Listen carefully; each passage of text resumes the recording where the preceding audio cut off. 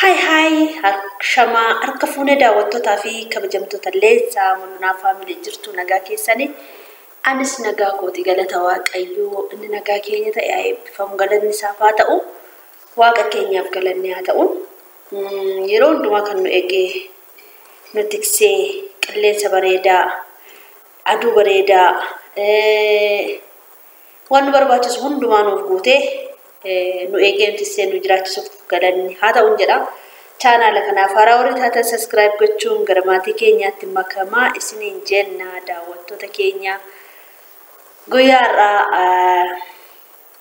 like godha like na gochaan jirtan like godha maa kadhataa jettanii jirtu naan jette tokko jechuudha ana bichaa miti kan kadhatu hunduma kadhataa dhiisii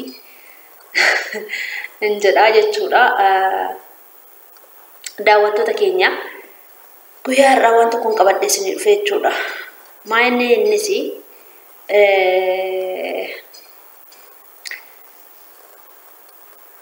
nama wayitu jechuudha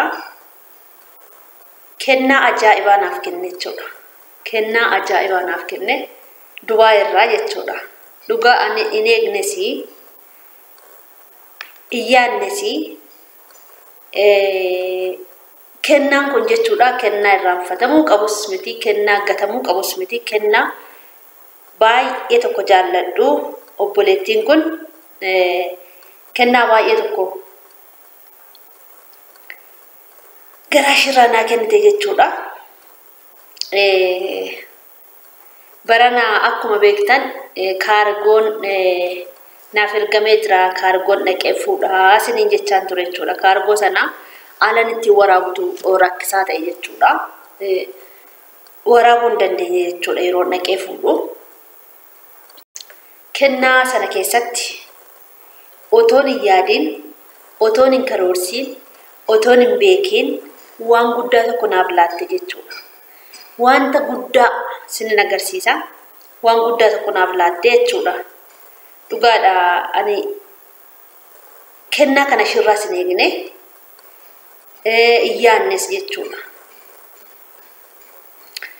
obboleettii koo Dubaay irraa wajjiniin turre safara tokko hojjechaa turre waggaa 4-8 waliin turre jechuudha gochaa shinnaaf gootee fi olmaa shinnaaf oltes isiniifan himachuudha achitti lafa onaa irratti jechuudha namoonni gola ormaa keessatti wal gargaartan jirtu laata dhugaa waaqaati arrani garuu ishii biraa galuu gaafan gale jechuudha gaafan ishii biraa gale baay'ee tokko natti dhagaamee ture jechuudha imboojjee ishiinis jechuudha adda baanee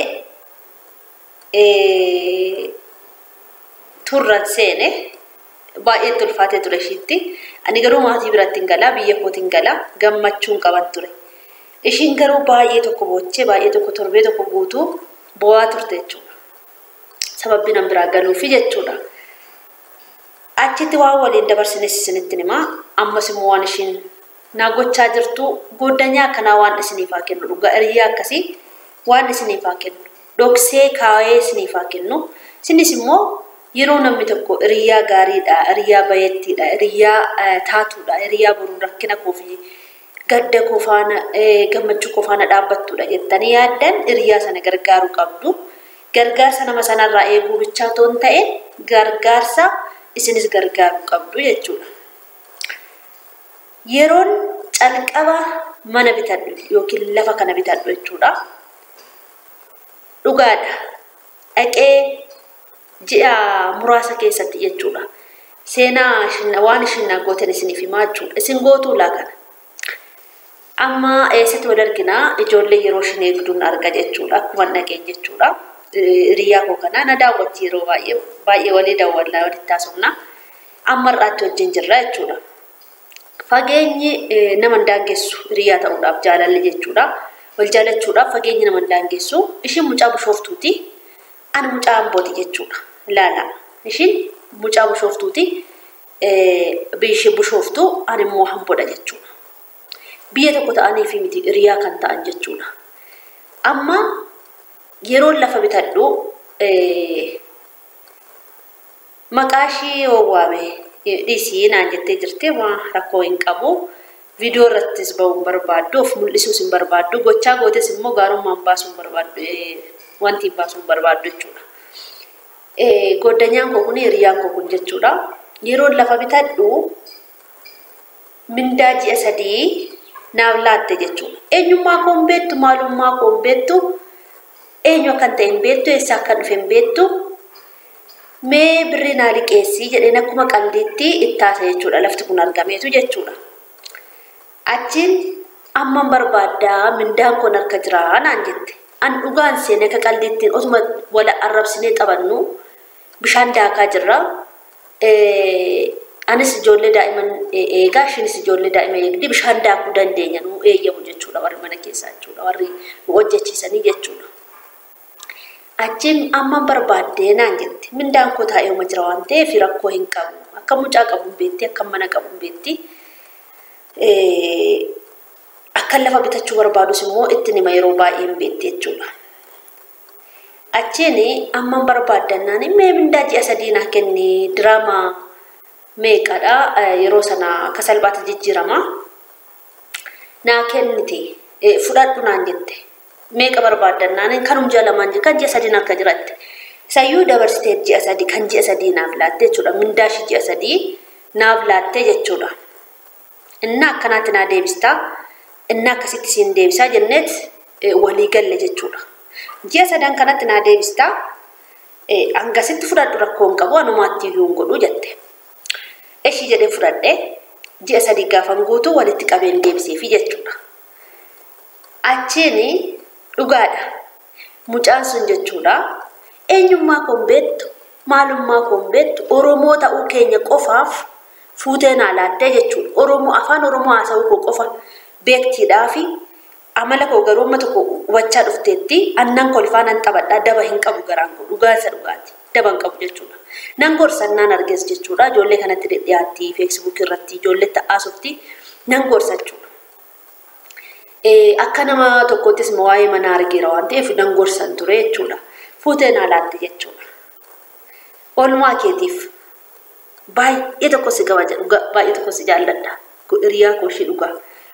Iddoo gadda kootti iddoo gammachuu kootti iddoo wallaalummaa kootti na gorsitee akka nama guddootti na gorsitee na wajjin taatee bakka gadda kootittis na faana taatee yeroo obboleessi koo du'e jabaadhu jettee waan baay'ee na jajjabeessite obboleettii koo har'a si galateeffachuudhaan dhufe.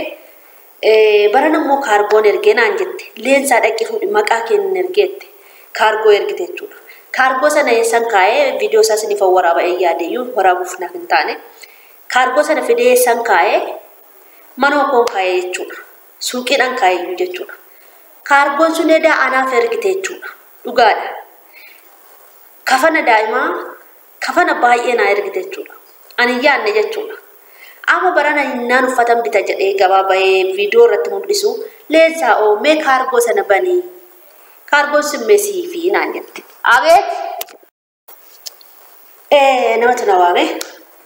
Leensaa jette oo jennaan uffata bituu gabaabaa ta'e mee kaargoo sana banii obbira keessa biti kaargoo sana mee banii naan jette viidiyoo imoo dawwalte jechuudha. Imoodhaan dawwalte viidiyoo jechuudha.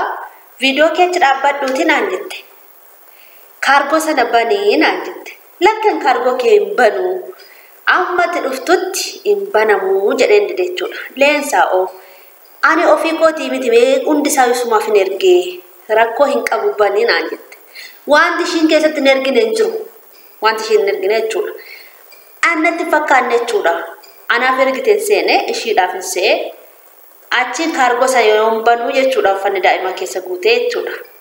Argitanii hiriyaa akkasii waaqayyo isiniif haa kennu.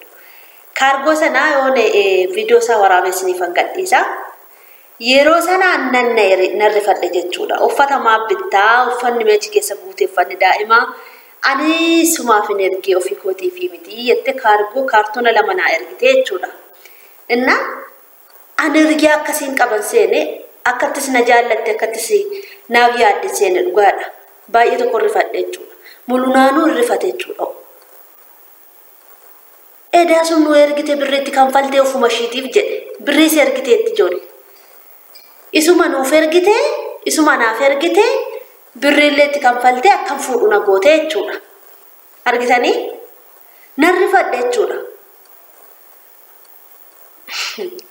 Baay'ee tokko narrifadhe waan an jedhu nan wallaalee ani dhugaadha ufna qabaadhe waa siin godhu giiftii ko an ufna qabaadhe waa siin godhu Waaqayyo oolmaa ati naaf oolte kana dachaa siif haa deebisu. Gaa'ela hin yaadne hulaa hin banamu jettee ati hin banamu jettee yaadde siif haa banu Waaqayyo.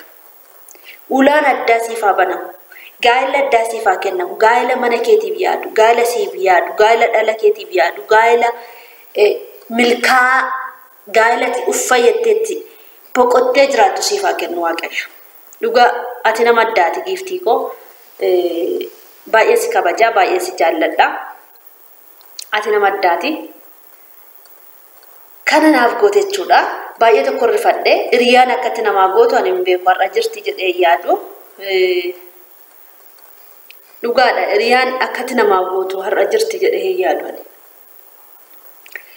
Inna baay'ee tokko narrifadhe baay'ee tokko otoo anaatii kana nan godhaa jedhee yaade jechuudha. Otuma ana ta'ee ani kana godhaa laata kan jedhu natti dhaga'ame jechuudha. Otoo ana ta'ee nan godhaa laata kan hin jedhu natti dhaga'ame baay'ee tokko jechuudha. Ijoolleen natti dhiyaatan ijoolleen kaleessa wajjin waaqeffachaa turre ijoolleen kaleessa biyya keenya keessa biyyuma keessa jechuudha. Ijoollee biyya ormaa dhiisaati, ijoollee biyya bushooftuu walitti dhufne dhiisaati. Ijoollee amboo keessa jiran kan walitti dhiyaannu jechuudha. Kan wajjin nyaanne dhugne har'a kana naan goone jechuudha. Anis immoo kana nan godhaaf jedhee si yaadu jechuudha. Ishiin amma kana sarpiraayisii na goote jechuudha. Waaqayyo biyya ormaatii nagaadhaan si haa galchu. Giiftii koo hamaa kennan dhageessisiini. Ati obboleettii koo ishee hangafaati. Dhugaa ati obboleettii koo ishee hangafaati jedheera. Ati bakka nama addaati ati. Innaa gooftaan si haa gargaaru, gooftaan ufna siif haa ta'u, gooftaan akkuma ati naaf yaadde siif haa yaadu. Kan hamaa sitti yaadullee siif haa laaffisu. Beekee nama na eebbisu. Ammuma mana argitan kana. Waaqayyo si haa eebbisu. Galatoomii jedhaan haa galateeffadha. Galateeffachuu kan dhufe har'a jechuudha. Galanni koo guddaadha. Obboleettii koo naaf jiraadha. Ciao, laayikii tuqaa ciao.